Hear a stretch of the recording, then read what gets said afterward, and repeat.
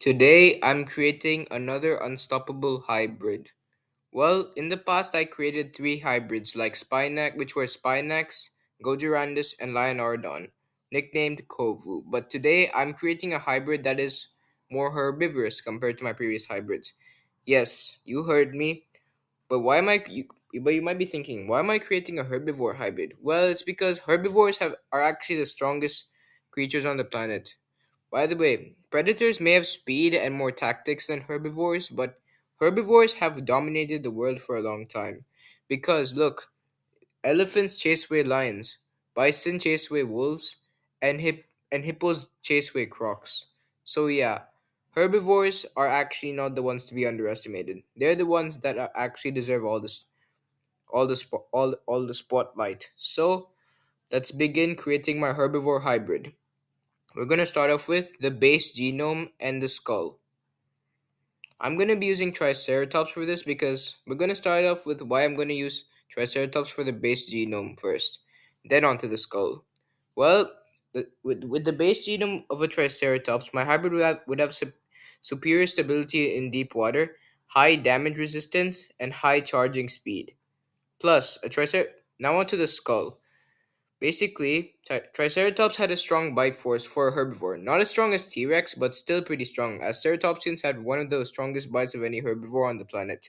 Plus, those three sharp horns would provide a lot of defense against any predator on any theropod, any carnivorous theropod. Yeah. So yeah, Triceratops is good for a strong base and skull. Now let's get it. Now let's talk about in now let's talk about my hybrid's intelligence. I'm gonna be adding African bush elephant. Why? Because elephants are actually the smartest herbivores on earth, thanks to their long term memory, self awareness, and social behavior. So, yeah, my hybrid would not only be strong but also intelligent. As the reason why I'm using elephant intelligence is because most herbivores on earth are not that intelligent, but only elephants are technically the smartest herbivores on earth. Now, onto the armor. I'm gonna be using Gastonia DNA for the armors because Gastonia because Gastonia had really great durability, plus a spiky defense system. And also, the armor would provide a comprehensive coverage, which would actually protect my hybrid from like any bites or scratches. Wait, no, bites and slashes. Now onto the tail.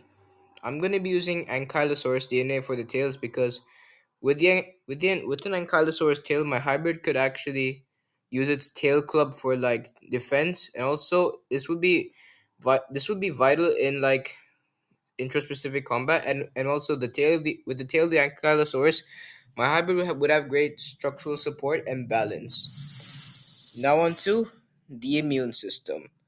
I'm gonna be using desert wood rat is because desert wood rats have really strong e- are the only herbivores on earth with very strong immune systems, which would help with my hybrid being not a prey item for many theropods. Plus, also, it's also resistant to dietary toxins. So yeah, my hybrid would be immune to venom. Now onto the breakdown of the DNA components.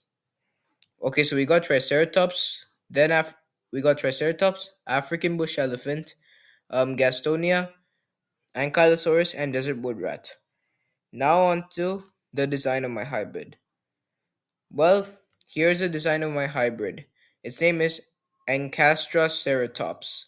Plus, like, here's the size of my hybrid. We're gonna start off with the weight of my hybrid, 6 to 12 tons, comparable to that of a modern of a real life Triceratops. Yeah, even though Triceratops went extinct. Well, now it has a length of 26 to 30 feet and a height of 9.5 to 10 feet. Also, here are the DNA components on the right side, technically right up. Yeah, that if you can see like that on that side, there's the DNA components. So yeah, guys, comment down what you think about my hybrid. Is it cool or is it not cool? Well, thank you guys for watching. Be sure to like, subscribe, comment, and share my channel. Be sure to like, share, comment, and subscribe. Also, we're 9 subscribers away from reaching 400 subscribers. And once this channel reaches 400 subscribers, I'm going to cook live on my channel. Well, peace.